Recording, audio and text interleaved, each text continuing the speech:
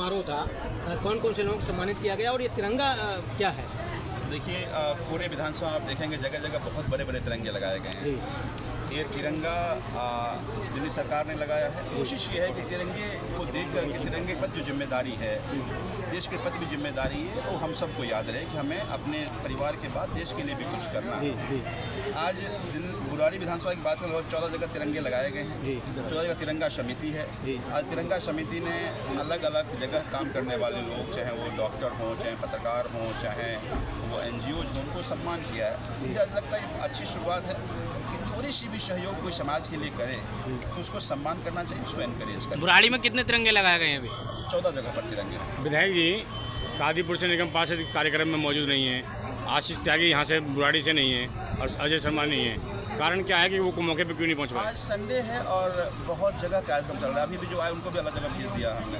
तो सब अलग, कुछ लोग दिल्ली में बाहर भी हैं, जैसे अजय मेरे ख्याल से दिल्ली में नहीं है, आशीष किसी काम से बाहर है, राहुल गया हुआ है, वो खाटू श्याम जी के दर्शन के लिए गया है। तो ये तो विधायक जी, कल बुराड़ी में एक घटना घटी, जाम के कारण रोड पर ही एक बच्चा जन्म लिया और एक निजी हॉस्पिटल में ले गए, जहां 2 घंटे का 40,000 रुपये मांगा उन्होंने। EWS कोटे का व्यक्ति था, देने में असमर्थता जताई। क्या लगता है आगे की स्टोरी आपने नहीं सुना? फिर हमारे कार्यकर्ता नहीं वो गए, कार्यकर्ता गए, नहीं, मैं जानना से बात करें। विधायक जी बहुत बड़ी जाम की समस्या कब तक हल होने की संभावना है इसकी? विधायक जी, मैं ये जानना चाह रहा हूँ कि इन ऐसे हॉस्पिटलों के खिलाफ कार्रवाई होनी चाहिए जो फायदा उठाते हैं मौके का। हाँ, बिल्कुल होना चाहिए, लेकिन उन्होंने बात मान ली, उन्होंने इलाज करा दिया। मैं उम्मीद करता हूँ बाकी हॉस्पिटल्स भी इस तरह से ना करें। नहीं तो जो उचित कार्रवाई वो करनी ही पड़ेगी। लेकिन मुझे लगता है कि अगर बातचीत से हो जाए तो ज़्यादा अच्छा है। जाम की समस्याएं हैं क्योंकि शिविर का काम चल रहा है। वैसे तो इसका कंप्लीशन जो है लेबर चौक तक वो 31 नवंबर है, लेकिन लिफ्टिंग का काम 15-20 दिन में कंप्लीट हो जाएगा। तो लिफ्टिंग के बाद जो सड़क धंस रहा है वो चुनौतियाँ खत्म हो जाएंगी। मैं मानता हूँ 20 दिन के बाद जो बड़ी समस्याएं हैं वो बड़ी समस्याएं कम होंगी। उसके बाद हम मशीन से अंदर डालेंगे सबको। तो मुझे लगता है कि 31 नवंबर के बाद आप पूरी तरह से ये जो जाम हो रहा है उससे लोगों को निजात। विधायक जी, बुराड़ी अस्पताल में आखिर प्रसूति गृह क्यों नहीं हो सकता? इतना बड़ा हॉस्पिटल है। हो सकता है भी, लेकिन आप जानिए, अभी हमने कहा कि चलते सिस्टम को रोकने का काम अभी LG साहब भारतीय जनता पार्टी कर रही है। तो इसमें डॉक्टर्स की ज़रूरत है, जो कोई अपॉइंटमेंट नहीं होने दिया जा रहा है। सीट क्रिएट कर दिया गया है, लेकिन बहाली की हमारे पास सारे सामान हैं। डॉक्टर्स की जो और नर्सेज की जो ज़रूरत है उसमें कुछ ऑब्जेक्शंस चीफ सेक्रेटरी ने लगा दिया। आज तो बड़ी मुश्किल है कि मंत्री और ऐसा ऑर्डिनेंस और बिल आया कि सरकार को उन्हें फैसला करना बहुत बड़ा मुश्किल हो रहा है। आपने तो मुझे चुन के मुझे विधायक बना दिया और सरकार बना दिया, लेकिन सरकार का मतलब अधिकारी भी होता है, अधिकारी किसी और खेमे का है।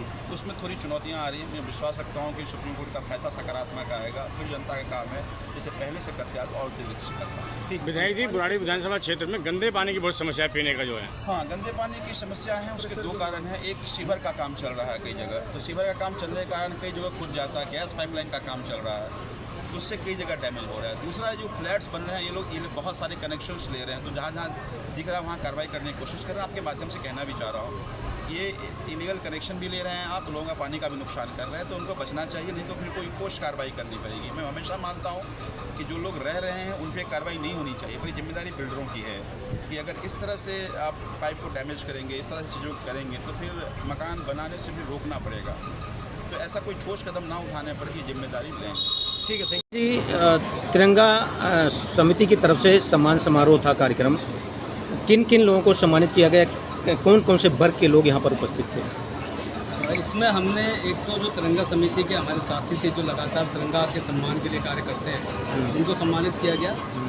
इसके अलावा समाज के प्रबुद्ध लोग, जिसमें अध्यापक वर्ग से लोग थे, डॉक्टर्स थे और इन सभी को आज विधायक जी के माध्यम से एक सम्मानित करवाया गया। कितने लोगों को लगभग सम्मानित किया गया यहाँ पर?